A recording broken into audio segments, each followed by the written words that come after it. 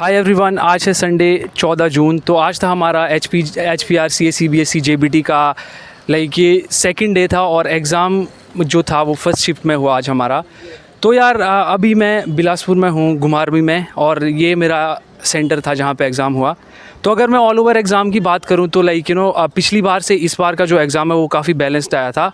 और हॉनेस्टली मुझे लग रहा है कि जो एग्ज़ाम पिछली बार से जो पैटर्न था, बहुत से लेंदी क्वेश्चन, टाइम मैनेजमेंट में इम्बैलेंस, वो चीज़ें इस बार काफ़ी हद तक कंट्रोल थी, मुझे ऐसा लगा। तो पर्सनल मैं आपको एक एक करके रिव्यू दूंगा कि मुझे कैसा लगा इस एग्ज़ाम का एक्सपीरियंस। पटवारी के लिए कैसा रहेगा, JOIT के लिए कैसा रहेगा, पंचायत सेक्रेटरी के लिए कैसा रहेगा, सब्जेक्ट वाइज आपने कैसे पढ़ना है, करंट अफेयर कैसे पढ़ने हैं, कितनी डेप्थ है, सारी चीज़ें मैं एनालाइज़ करके साथ में मेरे साथ जो मेरे दोस्त आए हैं जिन्होंने आज JBT का एग्ज़ाम दिया, उनके भी रिव्यू लूँगा। तो बने रहिए मेरे साथ, मैं अगली क्लिप में आपको वन बाय वन सारी चीज़ें। हाँ जी पीपल, कैसे हो आप सभी। जो आपने अभी वीडियो देखा वो था मेरे पिछले कल संडे को 14 जून को मेरा एग्ज़ाम था JBT का सेकंड डे फर्स्ट शिफ्ट। तो उधर ही मैं सेंटर के बाहर जब दूसरी शिफ्ट चालू हो गई थी तो उस टाइम पे मैंने ये वीडियो रिकॉर्ड किया था। तो यार देखो यार, मैं अपने, अगर आपके मन में क्वेश्चन होगा कि एग्ज़ाम कैसा था, कैसा हुआ एंड एवरीथिंग, तो मैं अपना पर्सनली बताऊं तो यार सबसे ज़्यादा मुझे जो सीख मिली है इस एग्ज़ाम से, that is to revise more. Because अगर आप रिविज़न नहीं करोगे तो आपकी सिली मिस्टेक्स होगी। और पर्सनली मुझे लगता है कि इस एग्ज़ाम के लिए आई डोंट नो कि मैं कितना प्रिपेयर था कितना नहीं, बट हमेशा लगता ही है यार थोड़ा बहुत हम नहीं प्रिपेयर कर पाते, अपना 100% नहीं दे पाते हैं चीज़ों में। बट एनीवेज देखते हैं अभी क्या होता है, रिजल्ट बताएगा। बाकी मैंने जितना सोचा था मैं कर पाऊंगा उतना मैंने किया। बाकी लेट्स से यार अभी जो होगा अच्छा होगा, रिजल्ट पूरा होगा।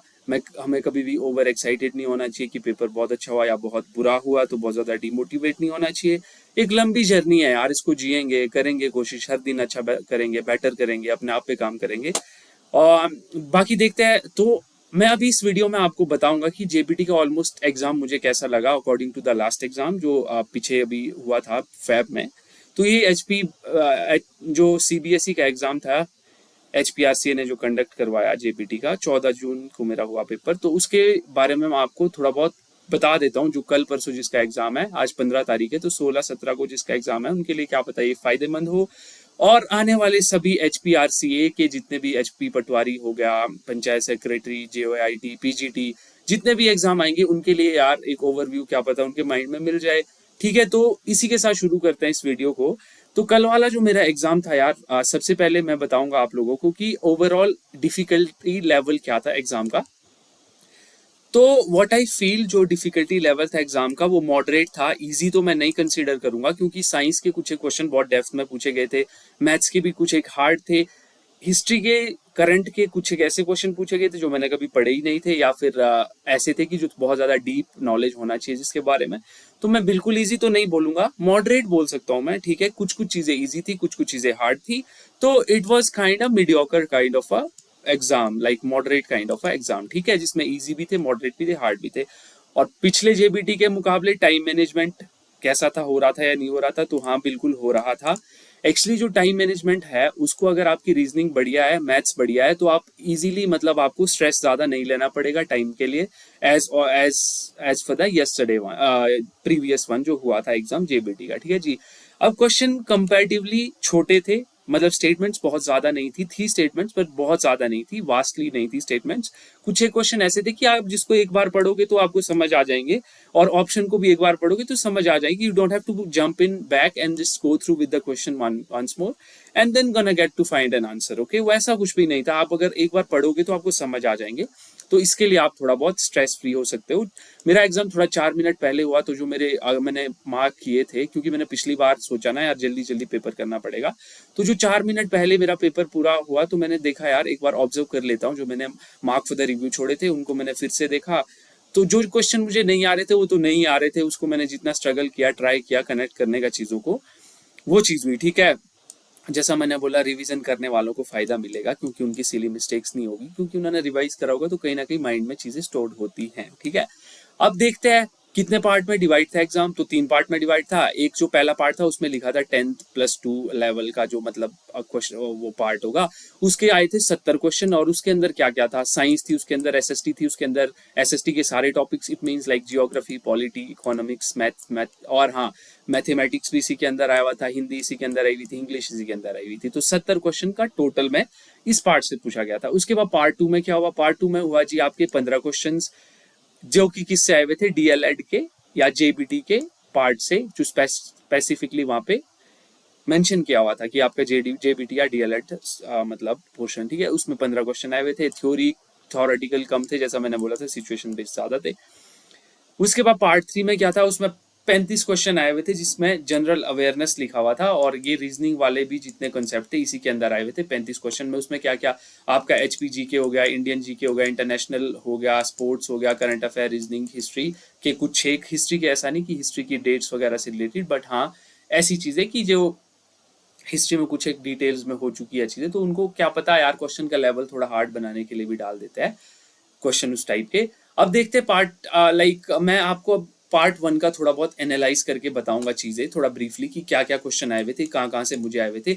और मैं एक बात क्लियर कर दूंगा, इस जरूरी नहीं है कि जो पार्ट से मुझे क्वेश्चन आ रहा है आपको भी उसी पार्ट से आएंगे या किसी और को भी उसी पार्ट से आएंगे।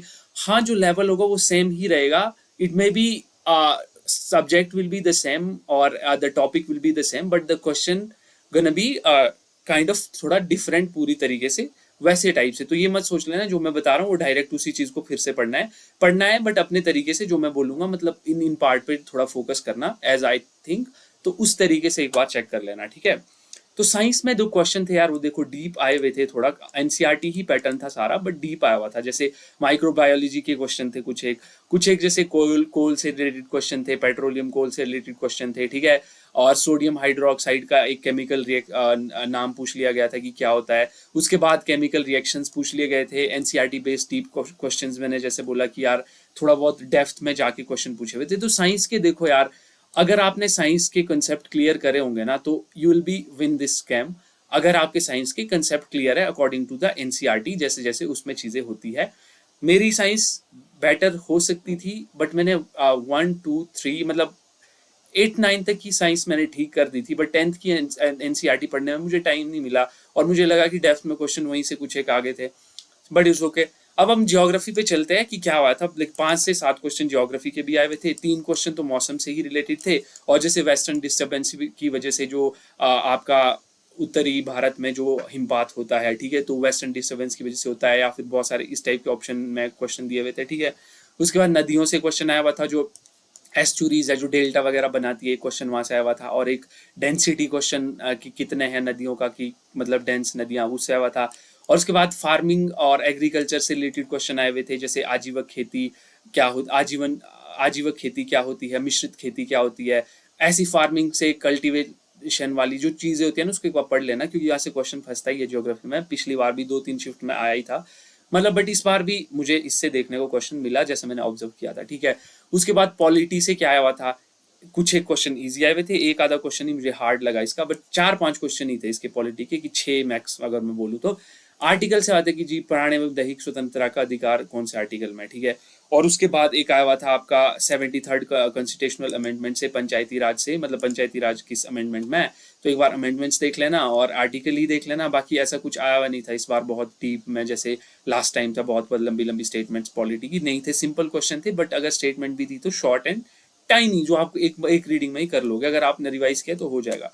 उसके बाद इकोनॉमिक्स में क्या हुआ था, बेसिक कंसेप्ट थे, वही बैंक्स के बारे में पूछा हुआ था, और आपका WHO जो वर्ल्ड ट्रेड ऑर्गेनाइजेशन है, अगर उससे रिलेटेड कुछ क्वेश्चन जो हमारी मतलब ग्लोबली इंडिया की इकोनॉमी पे एक फर्क डालते हैं, जैसे सब्सिडी से रिलेटेड, जैसे WHO अगर किसी बड़ी डेमोक्रेसी को सब्सिडीज देता है तो how they gonna be function in a better way, who gonna be function in a better way, उस काइंड ऑफ क्वेश्चन थे, ठीक है, इकोनॉमिक्स से।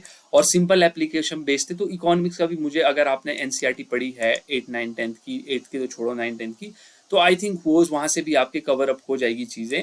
मैथ्स में जो कि मेरा सबसे वीक सब्जेक्ट है, it is just like my weakness, I have to work on it. यार टू बी ऑनेस्ट, मैं ना अगर स्ट्रेस में होता हूँ तो मैं इवन बहुत सी चीज़ें गड़बड़ कर देता हूँ, फॉर्मूलाज भी गलत कर देता हूँ। तो ये प्रैक्टिस से ठीक होंगे। तो मुझे ये भी फाइंड आउट हुआ कि I have to work more on maths, as I have phobia, not phobia but still like I am not that good at maths.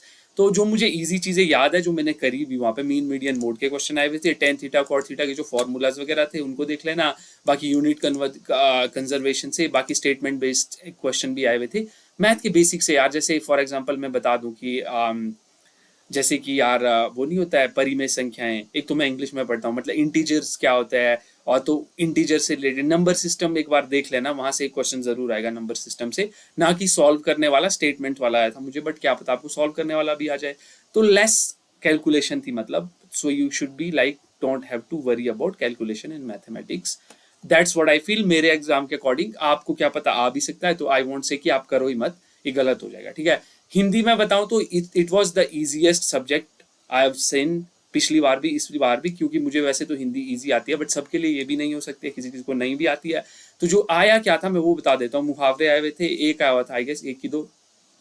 उसके बाद शुद्ध अशुद्ध, शुद्ध अशुद्ध जैसे वाक्य होता है ना, उनकी अशुद्धियां पहचाननी होती है कि कौन सा वाक्य शुद्ध है। पहले एक वाक्य दिया जाता है ऊपर, उसके बाद चार ऑप्शन दिए जाते हैं, उस ऑप्शन में से आपको फाइंड आउट करना है कि कौन सा सही तरीका है इस वाक्य को लिखने का। इस टाइप के 3 से 4 क्वेश्चन आए हुए थे, ठीक है, हिंदी के। और वेटेज भी काफी ज्यादा था, 15 क्वेश्चन आए हुए थे शायद हिंदी के, 15 से 16, यहाँ पे कम ही लिख दिया हुआ है। और तत्सम तद्भव से भी आया हुआ था, जैसे फॉर एग्जाम्पल मैं आपको बता दूं, कंकती, कंकती उसका आपको तद्भव शब्द छाड़ना था, तो क्या था, कंघी का होता है ना कंकती। तो इस टाइप के आए हुए थे 2 क्वेश्चन। और वचन परिवर्तन में क्या करना था, जैसे एक क्वेश्चन आया हुआ था कि हलवाई हलवाई समोसे बेचता है, ऐसे टाइप का कुछ। तो हलवाइन समोसे बेचती है, तो मतलब लिंग परिवर्तन, वचन परिवर्तन, इस टाइप के क्वेश्चन भी आए हुए थे। तो हिंदी ऑलमोस्ट इजी थी, अगर आप मतलब पढ़ के भी उतना अगर आपने पढ़ा है इन जनरल भी, आपको शायद वो चीजें आ जाएगी माइंड में, ठीक है। उसके बाद पार्ट 2 की बात, सॉरी मतलब जे पार्ट 2 की बात करूं, जो 15 क्वेश्चन आए हुए थे वो कैसे आए हुए थे, तो मैं उसमें बताऊं, वो देखो सब वहां पे मेंशन ही ऐसा था कि डीएलएड और जेबीटी आपका जो पोर्शन है उससे। तो क्वेश्चन वहां पे थ्योरी बेस्ड थे, बिल्कुल भी नहीं थे मतलब थ्योरी बेस्ड, जैसे जीन पियाजे हो गया, कोलबर्ग हो गया, वाइगॉस्की हो गया, डेवलपमेंट स्टेजेस हो गया, और ऐसे जो मतलब ऐसा नहीं होता है कल्ट थ्योरीज के क्वेश्चन निकाल दिए जाते हैं कि हाँ ये स्टेज में अगर ऐसा बोला है तो ये किसकी थ्योरी में बोला है, वैसा कुछ भी नहीं आया हुआ था। क्लासरूम सिचुएशन बेस्ड क्वेश्चन आए हुए थे, टीचर स्टूडेंट इंटरेक्शन से क्वेश्चन आए हुए थे, मतलब हाँ अगर एक स्टूडेंट को आप ये बोलोगे उसके घर में उसको दंड दिया जा रहा है, तो आप उसको किस तरीके से री इन्फोर्स करोगे, जैसे होता है यार सी टेट में क्वेश्चन देख लेना एक बार, जैसे जैसे वहां पे आते हैं, ठीक है। और टीचिंग एप्टीट्यूड में क्या हुआ था, टीचिंग एप्टीट्यूड जैसे कि स्टूडेंट मतलब एक टीचर का क्या बिहेवियर होना चाहिए, तो सारी साइकोलॉजी मतलब स्टूडेंट और टीचर के बीच की ही आई हुई थी, ठीक है। उसके बाद अगर मैं आपसे बात करूं किस पे कि पार्ट 3 में कितने क्वेश्चन थे, तो 35 क्वेश्चन थे तीसरे पार्ट में। और वो किस किस से रिलेटेड थे, सबसे पहले उसमें क्या आया हुआ था जी आपका, उसमें आया हुआ था एचपी करंट अफेयर्स, ठीक है। एचपी करंट अफेयर्स जिसमें कि ज्यादा करंट अफेयर्स एचपी से पूछे ही नहीं गए थे, डेटा बेस्ड बहुत ही कम क्वेश्चन पूछे गए। जैसे पंचायत, क्या आप और शिफ्ट में पूछे जाएंगे क्या पता, या पूछे गए हो सकते हैं, तो पूछे गए हो भी सकते हैं। बट जो मैं बता रहा हूँ उसके अकॉर्डिंग कैसे कैसे क्वेश्चन पूछे गए थे वो मैं बता देता हूँ, ठीक है। तो देखो यार, इंदिरा गांधी प्यारी बहन सुख समान निधि योजना, पिछली बार भी क्वेश्चन आया था, इस बार भी क्वेश्चन आया हुआ था, यहाँ से स्कीम से मुझे क्वेश्चन आया था। तो स्कीम्स तो पढ़ ही लेना जो मैंने बताई है, वहां से क्वेश्चन किसी ना किसी को जरूर आ जाएगा। पिछली वीडियो में भी मैंने बताया होगा इसकी, उससे देख लेना एक बार सारा। और कौन सा देश एचपी से लगा, अच्छा हाँ, कौन सा देश हिमाचल प्रदेश से लगा हुआ है कि इतना इजी क्वेश्चन डाला हुआ, तो कौन सा चाइना लगा हुआ, बांग्लादेश पाकिस्तान भूटान, तो कौन सा चाइना लगा हुआ था। स्पोर्ट्स से 3 क्वेश्चन आए हुए थे, जो भी स्पोर्ट्स की चीजें होती है ना इंडिया में, जैसे अभी आपका खेलो इंडिया विंटर स्पोर्ट्स कहाँ पे हुआ था, तो कश्मीर में, लद्दाख में, जो दोनों जगह हुआ था, उनको भी एक बार देख लेना अच्छे से जो मुझे आया था। और इंडियन में चेस चेस की जो गेम है ना, उसमें एक जो हमारी चेस प्लेयर्स है उनमें वुमेन को किसको अवार्ड मिला था उसके लिए, ठीक है। तो उससे रिलेटेड क्वेश्चन आए हुए थे, अवार्ड इन गेम्स, उनको भी देख लेना, जो मैंने पीछे भी करवाया है पिछली वीडियो में। और पीवी संधू क्या बनी अभी, जो इंडिया में जो क्या बोलते हैं बैडमिंटन है ना, उसके लिए चेयरमैन बनी, उसकी जो इंडियन वुमेन बैडमिंटन है उसकी पीवी सिंधु, तो वहाँ से रिलेटेड क्वेश्चन आया हुआ था, वही डायरेक्ट क्वेश्चन आया हुआ था। और इंडियन इंटरनेशनल में बताऊँ तो आपको रिसेंट अपॉइंटमेंट्स देख लेना, गवर्नमेंट स्कीम्स इनिशिएटिव्स देख लेना, और एक यूएनडीपी से रिलेटेड क्वेश्चन देख लेना, जो रैंकिंग होती है ना, कौन कौन कंडक्ट करवाता है, जैसे वर्ल्ड एसडीजी हो गया आपका, और आपका क्या बोलते हैं पीस इंडेक्स हो गया, ग्लोबल पीस इंडेक्स, प्रेस वाला, सारे इंडेक्स एक बार अच्छे से रिवाइज करके चले जाना। एक क्वेश्चन यहाँ से भी आ सकता है, वो मैंने पिछली वीडियो में भी कराया था, बोला भी था कि जरूर आएगा और आया था।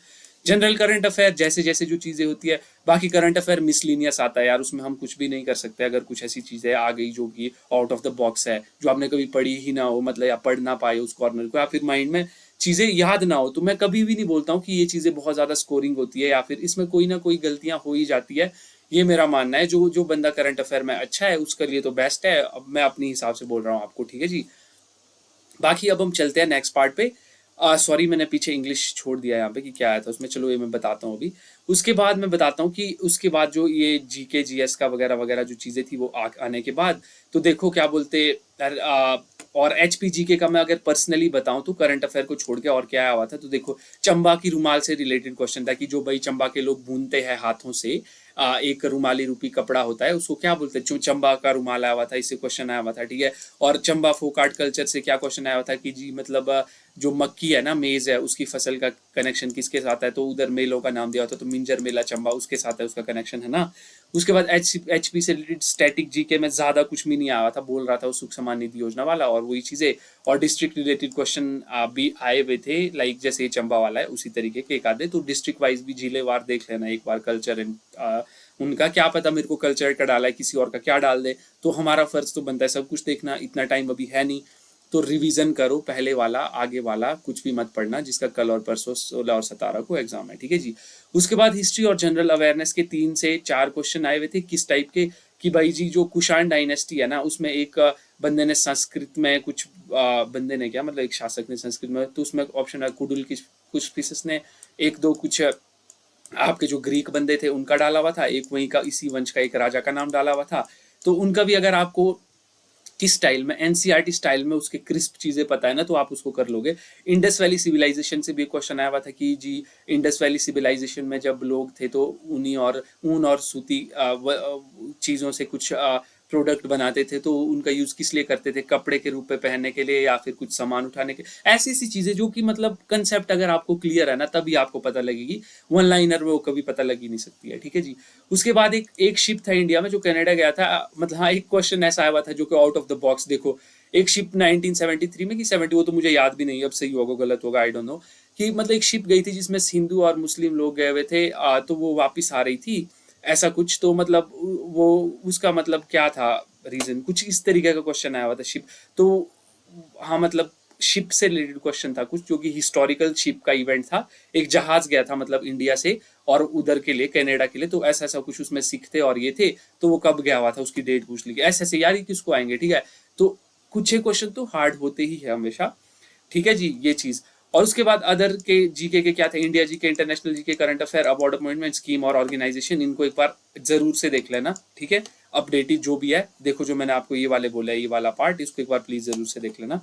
उसके बाद बात करूं मैं रीजनिंग की, देखो तो रीजनिंग कैसा हुआ था, जिसने रीजनिंग पढ़ी है ना गाइस उसके लिए रीजनिंग बहुत ही इजी टू मॉडरेट आया था क्योंकि यार मैं इजी किसी में नहीं बोलूंगा, क्योंकि इजी मैं अगर बोल दूंगा तो यार जरूरी नहीं है कि जो मुझे इजी लगे वो सबको ही लगे, तो मैं इसलिए बोल रहा हूँ कि इजी टू मॉडरेट आया था। जैसे लेटर कोडिंग के 3 क्वेश्चन आए हुए थे, वही होता है जैसे अगर मतलब हमने वो लेटर कोडिंग के सारे फॉर्म देख लेना, जितने भी लेटर कोडिंग में आती है चीज़ें है ना, तो सारी चीज़ें एक बार लेटर कोडिंग की देख लेना, क्योंकि लेटर कोडिंग से ज़रूर क्वेश्चन आएगा। उसके बाद सीटिंग अरेंजमेंट के 3 क्वेश्चन आए थे, जैसे कि राकेश अपनी कक्षा में ऊपर से 43 नंबर पे बैठा है, नीचे से 48 नंबर पे, नीचे से 23 नंबर पे बैठा है, तो कक्षा में कुल कितने विद्यार्थी है।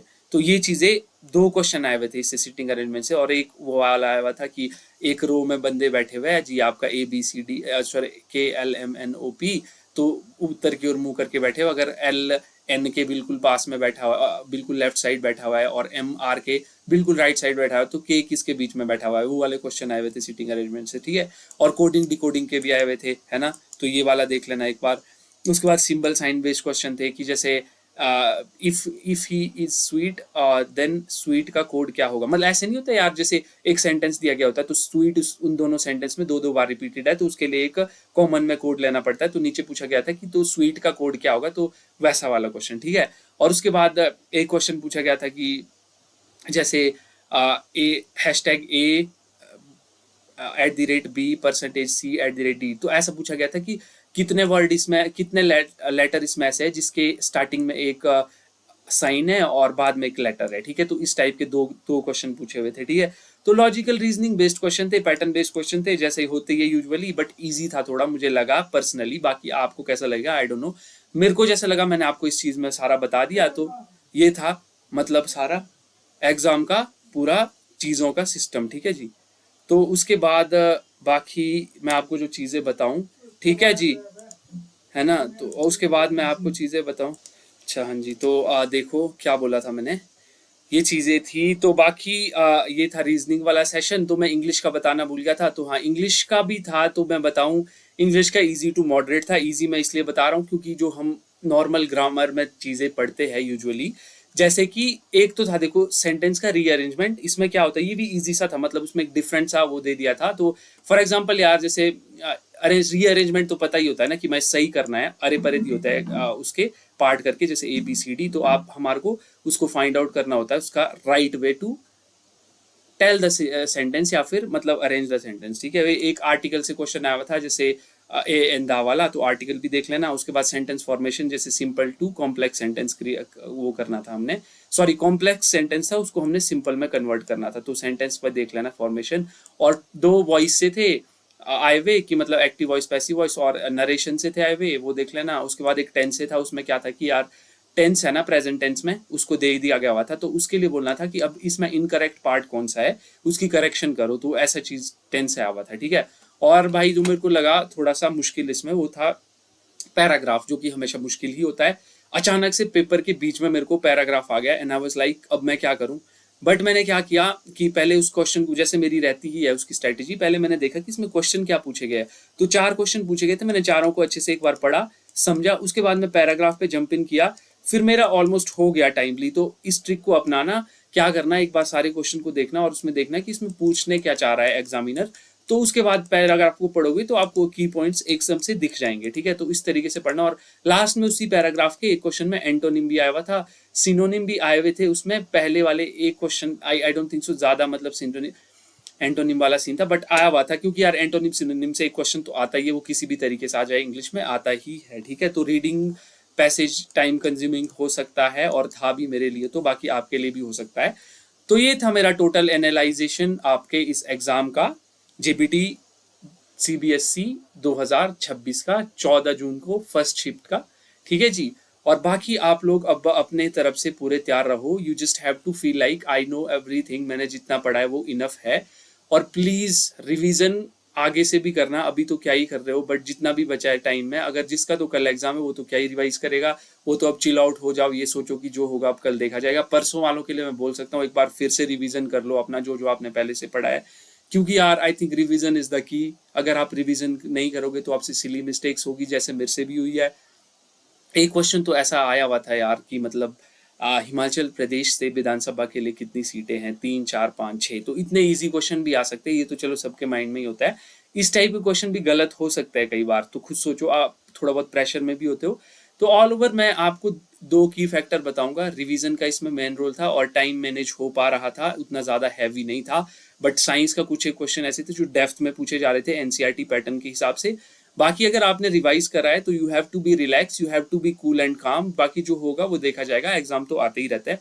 बाकी अब आगे चलते हैं अगले उसमें क्या था। अब मैं अपकमिंग एग्जाम्स के लिए मैं आपको क्या बताऊंगा, एक चीज बताऊंगा कि यार अपकमिंग एग्जाम के लिए what you should be like, थोड़ा बहुत क्या क्या चीज़ें आपको अप्लाई करनी चाहिए अपकमिंग एग्जाम। जैसे कि आपका क्या क्या अपकमिंग एग्जाम की अगर मैं बात करूँ तो वो कौन कौन से एग्जाम, सॉरी ये यहाँ पे गलती से मैंने लिख दिया, इसको बिल्कुल बंदी कर देते हैं यहाँ से, नहीं तो ठीक है। तो मैं अपकमिंग एग्जाम के लिए जिसके भी पटवारी के अभी आने वाले हैं, JOIT के पंचायत सेक्रेटरी के आने वाले हैं, तो मैं उनके लिए क्या सजेशन करूंगा या फिर मैं किस तरीके से प्रिपेयर करूंगा। तो देखो यार, सबसे पहले तो ना मैंने जो इस एग्जाम से पाया, जो मेरे को सीख मिली इस एग्जाम से, ठीक है। अब मेरा आने वाला पटवारी का भी है, पंचायत सेक्रेटरी का भी है, JOIT का भी है, PGT का तो मेरा नहीं है, ये मैं उनके लिए भी बता देना चाहता हूँ। अगर कोई PGT वाला देख रहा है तो अभी एग्जाम होने वाला है उनका भी, जिनका हो भी गया है, होने वाला भी है।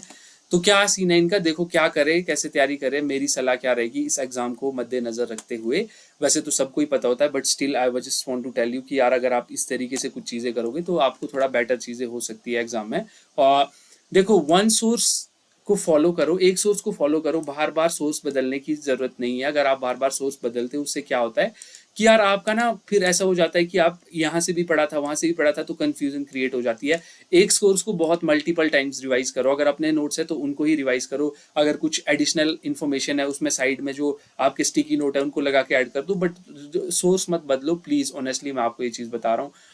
और मल्टीपल रिवीजन करें, रिवीजन की कमी से इजी क्वेश्चन भी छूट जाते हैं, जैसे होता ही है, मेरे साथ भी हो गया था इस बार। 3-4 बार रिवाइज करो, हर बार कुछ ना कुछ नया याद होगा और वो 100% डन है। मैंने ये जो पॉइंट्स लिखे हैं मैंने अपने पर्सनल ओवरव्यू को देखते हुए इस एग्जाम से जो चीजें सीखी उससे लिखे हुए यहाँ पे, ठीक है। तो जो भी आने वाले मेरे एस्पायरेंट्स, मेरे भाई बहन और उनके भी भाई और उनके भी बहन जो भी देख रहे हैं, प्लीज इनको समझना, कंसेप्ट क्लियर करें अपने। जरूरी नहीं है कि वही क्वेश्चन आएंगे जो आपने पढ़ा है, लेकिन क्वेश्चन उसी कंसेप्ट से रिलेटेड होकर आते हैं, इसलिए कंसेप्ट समझना जरूरी है, ठीक है। अगर आपको पढ़ाई करनी ही है तो कंसेप्चुअल बेस पे करो, ऐसा नहीं कि ऊपर ऊपर से पढ़ दिया जी, प्रीवियस ईयर के सारे क्वेश्चन पढ़ दिए इंपॉर्टेंट या फिर कोई नया, ऐसा कुछ नहीं। पढ़ते हो जब तो अच्छे से एक कंसेप्ट को पढ़ो, उसकी डेप्थ से कहीं पे भी क्वेश्चन आ जाए तो आप खुद ही अपना दिमाग लगा के उसको सॉल्व कर पाओ। That's the right strategy, that's what I feel.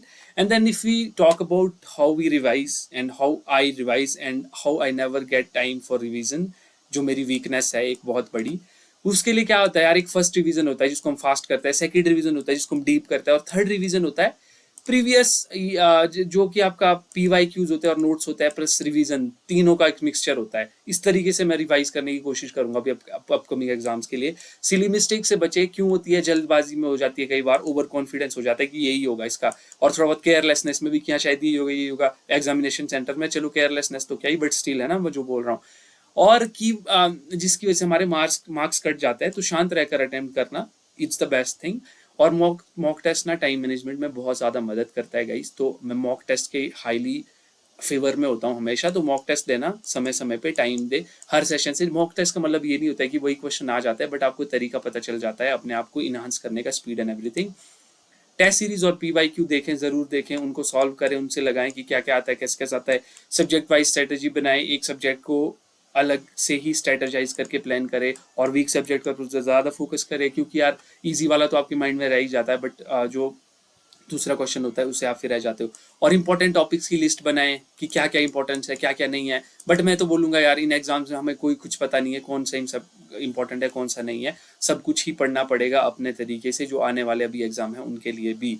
और शॉर्ट नोट्स तैयार करें, मतलब short notes in the sense की जो क्रिस्प चीजें हैं ना, जो आप लास्ट टाइम एग्जाम से पहले पढ़ो ना, उनको आप ऐसे रिवाइज कर लो, क्योंकि लास्ट टाइम पे रिवीजन का टाइम नहीं मिलता है। मेरे साथ भी हुआ। अभी मैं क्या ट्राई करूंगा, जो मेरे नोट्स है ना उनसे जो पीक चीज़ है वो अपने माइंड मैप के थ्रू बना के नोट्स बना दूंगा, जिसको मैं आने वाली आगे वाली वीडियोस में भी आपको बता दूंगा। और रेगुलर रहे, कंसिस्टेंट रहे, हर दिन पढ़े चाहे थोड़ा पढ़े, क्योंकि यार फ्लो अगर एक बार बन गया ना, अगर वो फ्लो खराब हो गया तो आप मतलब फिर बहुत पीछे चल जाते हो। मैंने भी ये गलतियां करी है यार, भी बीच में इलेक्शन होते हैं तो मैं गांव चला गया था, तो उस वजह से भी थोड़ा बहुत मेरा रिवीजन रह गया। और फिर मैं कभी घूमने का प्लान बन जाता है तो वहाँ चले जाता है। इट डजंट मीन कि हम अपनी लाइफ में जिए, बट स्टिल यार कि यार अभी पेपर है, कुछ करना है अचीव, तो नहीं कर पाते हैं ज़्यादा चीज़ें, तो अपने आप को थोड़ा कंट्रोल ही रखोगे तो ज़्यादा सही रहेगा। और यार हर एग्जाम एक एक्सपीरियंस ही है यार, गलतियों से ही तो सीखते हैं और गलतियों से ही तो आगे बढ़ते हैं। बेहतर तैयारी तो वैसी ही होती है। तो मैं कुछ नहीं बोलूँगा, अपने आप पे ज़्यादा हार्ड फील नहीं होगा। पता है किसी के माँ बाप की परेशानियाँ होती है, किसी के घर की परेशानियाँ होती है, किसी को जल्दी एग्जाम दे के लगना होता है। मैं ये सब ज्ञान नहीं दे रहा हूँ, क्योंकि मैं खुद भी एक स्टूडेंट हूँ, खुद भी प्रिपेयर कर रहा हूँ। तो जो जो मैं फील कर रहा हूँ आपके साथ शेयर करूँगा, और इसके बाद जो होगा वो बहुत सारी चीज़ों का मैं शुरू करूँगा, पढ़ूंगा भी पढ़ाऊंगा भी, है ना। तो क्योंकि ये मेरा पैशन है तो मैं अभी से अपने आप पैशन को फॉलो करना चाह रहा हूँ, पढ़ूंगा भी पढ़ाऊंगा भी अपने आप के लिए, क्योंकि मैं खुद को एक इम्प्रूव्ड पर्सन समझना चाहता हूँ। कोई और देखे ना देखे, मैं तो अपने आप की जर्नी देखूंगा ना यार। आज से 5 साल बाद देखूंगा तो एटलीस्ट मैं मेहनत तो कर रहा था, खुद की एक डॉक्यूमेंटेड लाइफ तो थी। तो उस तरीके से बाकी मैं आपको कंटेंट देते रहूंगा आगे, नए नए किस किस चीज़ पे। ऐसे मैं स्ट्रेटेजी वीडियो या एग्जाम एनालाइज वाली वीडियो बहुत कम बनाऊंगा। मुझे एक्चुअली ज़्यादा पसंद है पढ़ाना और खुद भी पढ़ना, तो उन चीज़ों में मैं ज़्यादा फोकस करूंगा। तो रिवीजन की कमी की वजह से इजी क्वेश्चन भी गलत हो जाते हैं, और कंसेप्ट क्लियर रखो और डेप्थ में पढ़ो, ऊपर ऊपर से नहीं पढ़ो, और मल्टीपल रिवीजन और प्रैक्टिस की ही मतलब मिल जाती है success. That's what I feel. मुझे अपने मेंटोर गाइड्स जितने भी मुझसे किया है उनसे भी यही चीज़ मिलती है। हालांकि मैं भी कोई कुछ बहुत ज़्यादा लाइफ में बड़ा किया नहीं है, but still I am trying to be the good version of my self, and that's all matters every day, every single moment, है ना। तो इसी के साथ इस वीडियो को ख़त्म करते हैं, और आगे आने वाली वीडियो में मैं एक सीरीज स्टार्ट करूंगा जिसमें क्या होगा, आपका HP पटवारी, JBT, sorry JYIT, panchayat secretary, तीनों के लिए मिक्स जो भी क्वेश्चन आते हैं उस तरीके से वो आपको अगली वीडियोस में पता चल जाएगा। तब तक के लिए थैंक यू सो मच। जय श्री राम। खुश रहे, हंस रहे, मुस्कुराते रहे। Don't panic. अच्छे से एग्जाम देना जिसका कल और परसों में। ऑल द वेरी बेस्ट, और आने वाले एग्जामिनेशन के लिए भी। ठीक है, तो इसी के साथ मैं अब इस वीडियो को करता हूँ एंड। ठीक है जी, और बाकी मिलेंगे अपकमिंग वीडियोस में। ठीक है जी, bye bye, see you, take care.